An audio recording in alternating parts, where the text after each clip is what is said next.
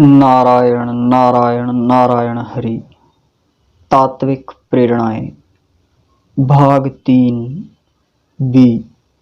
कभी आपने सोचा है कि जब मेरा कोई मरता है जिसे हम अपना करके मानते हैं तो दुख ज़्यादा क्यों होता है, वहीं जिसे हम मेरा नहीं मानते तब कोई मरता है तो दुख इतना नहीं होता?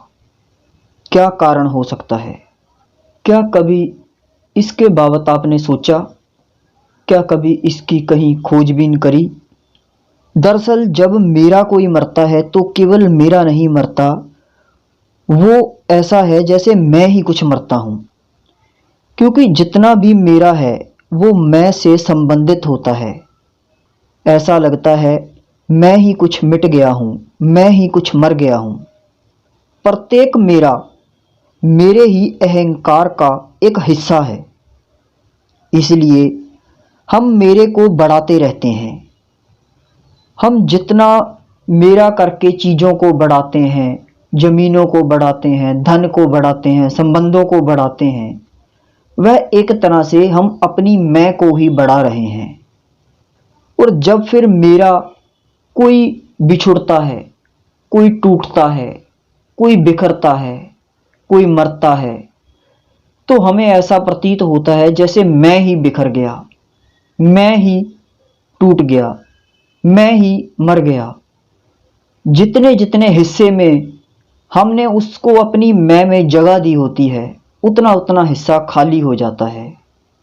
जितना भी हम मेरे को बढ़ाते रहते हैं उतना ही हमारा मैं भी बड़ा हो जाता है। जितना ज़्यादा मेरे का विस्तार होता है उतना ही मेरा मैं सघन और ताकतवर हो जाता है।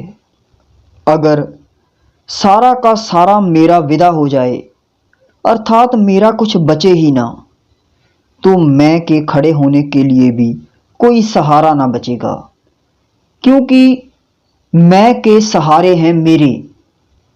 जितना भी मेरापन है उन्हीं के सहारे से खड़ी होती है हमारी मैं। जिस दिन इस दुनिया में कोई भी मेरा नहीं रहता, उस दिन मैं भी नहीं बचता। मेरे के या मेरों के मरने का डर एक प्रकार से मैं के ही मरने का डर है,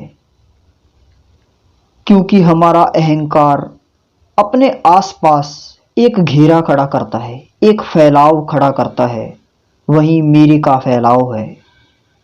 जब हमें मैं का ही कुछ पता नहीं तो फिर कोई मेरा कैसे हो सकता है?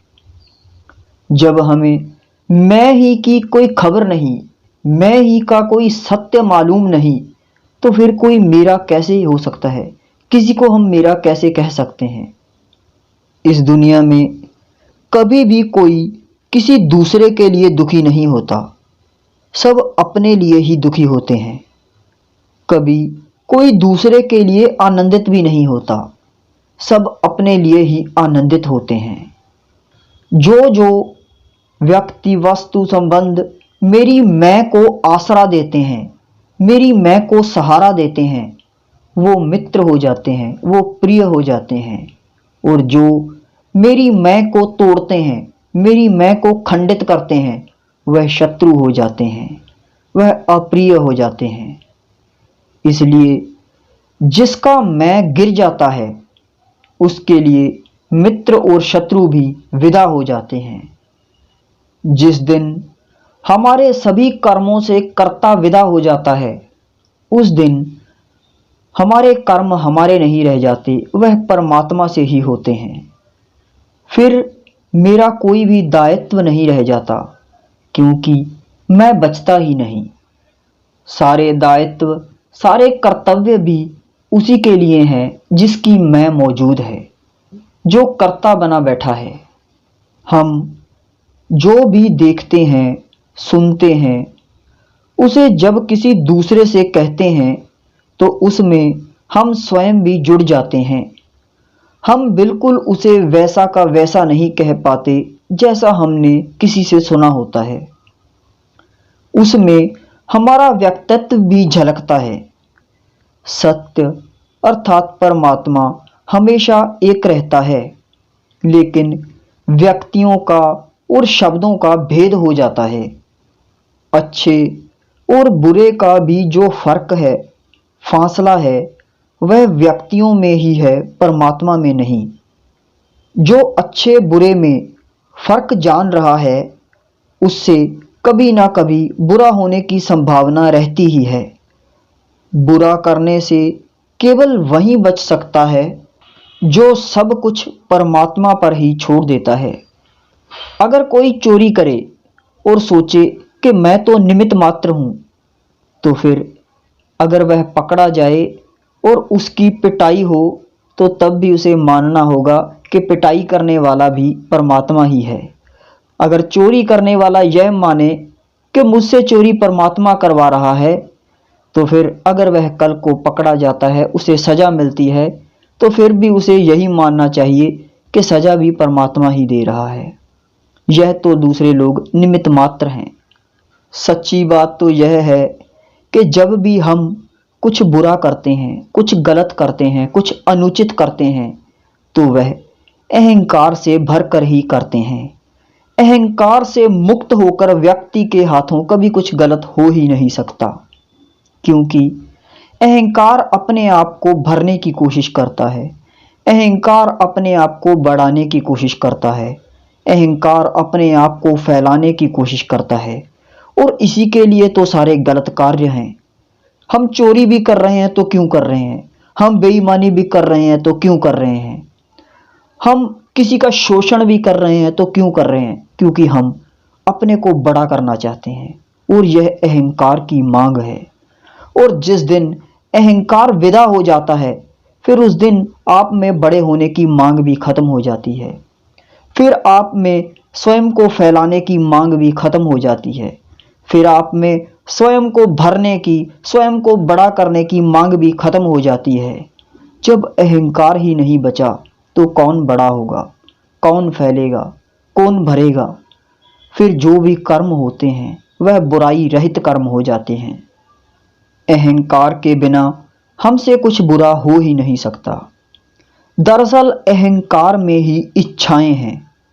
बड़ा होने की आकांक्षा, सुखी होने की आकांक्षा, दूसरों से आगे निकल जाने की आकांक्षा, तमाम इच्छाएं अहंकार की ही इच्छाएं हैं।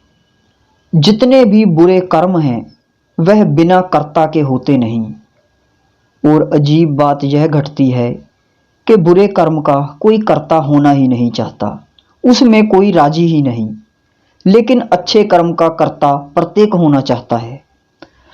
दरअसल कर्ता की मौजूदगी ही पाप का जन्म है, और अहंकार की गैर मौजूदगी ही जीवन में पुण्य की सुगंध का फैलाव है। इसलिए अगर कोई कर्ता रहकर पुण्य भी करे तो पाप हो जाता है, और कोई कर्ता मिट जाए और तब वह कोई अनुचित कर्म करता हुआ दिखे भी, तो भी वह कर्म उससे नहीं हो रहा होता। परमात्मा में अपने को छोड़ते ही अपनी सारी योजनाएं भी छूट जाती हैं, अपनी सारी कामनाएं भी छूट जाती हैं, अपनी वासनाएं भी छूट जाती हैं, अपना सारा भविष्य ही छूट जाता है।